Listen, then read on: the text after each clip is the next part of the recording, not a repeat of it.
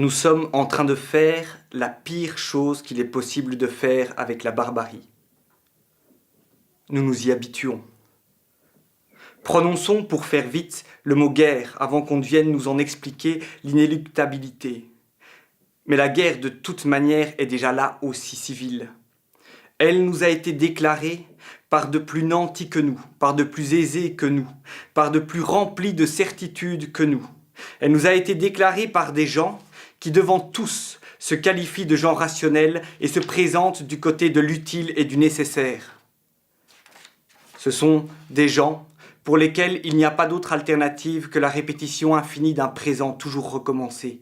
Des gens qui ont choisi de se choisir, qui sont encore plus pessimistes que nous. C'est pourquoi ils en sont à acheter des terres, des prés, des forêts, qu'ils barricadent et cultivent en bio. Nous y reviendrons.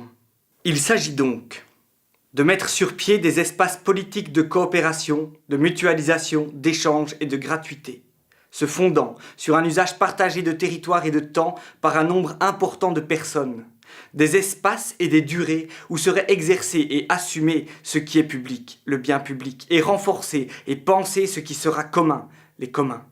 Des espaces et des durées où s'élargiraient des territoires mentaux et physiques communs de créativité, de parole, de pensée et de vision autonome.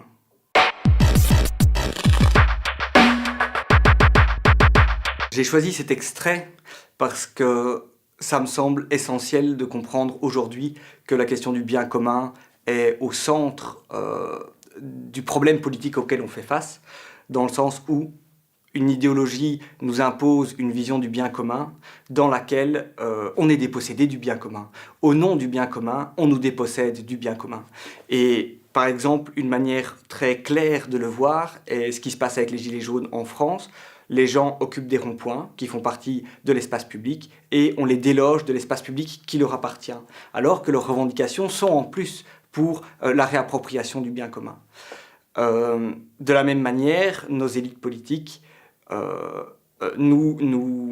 vendent notre bien commun et nous en exproprient pour notre bien en nous disant, par exemple dans ce qui s'est passé lors de la crise financière, on va donner de l'argent aux banques pour éviter leur effondrement, à la place d'investir cet argent dans la société et qu'il aille directement aux personnes qui en avaient besoin. C'est des stratégies politiques qui sont complètement irrationnelles, stupides, qui, de mon point de vue, sont de l'ordre de la traîtrise ou de la stupidité. Mais le fait qu'ils répètent ça et qu'ils restent au pouvoir, enfin voilà, je veux dire, pour moi, ça n'a aucun sens. Et cette question de la guerre civile, pour moi, est extrêmement importante parce que c'est des termes qui font peur et pourtant, c'est quelque chose que nous vivons tous les jours, ici, maintenant.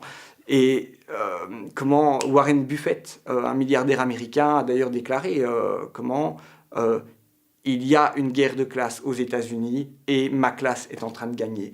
Donc je veux dire, c'est eux-mêmes qui déclarent, qui font ce type de déclaration et qui reconnaissent qu'on est en guerre civile.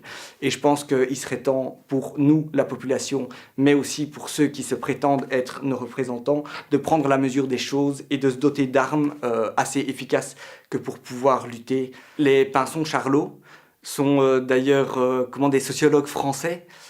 Ça vaut vraiment le coup d'aller voir leur interview, leur reportage sur Internet, parce qu'ils expliquent très bien la manière dont les classes sociales dominantes s'organisent et ont vraiment une solidarité extrêmement forte en leur sein, par opposition à l'individualité que dans les classes populaires, les médias et la culture de masse nous a appris à intérioriser.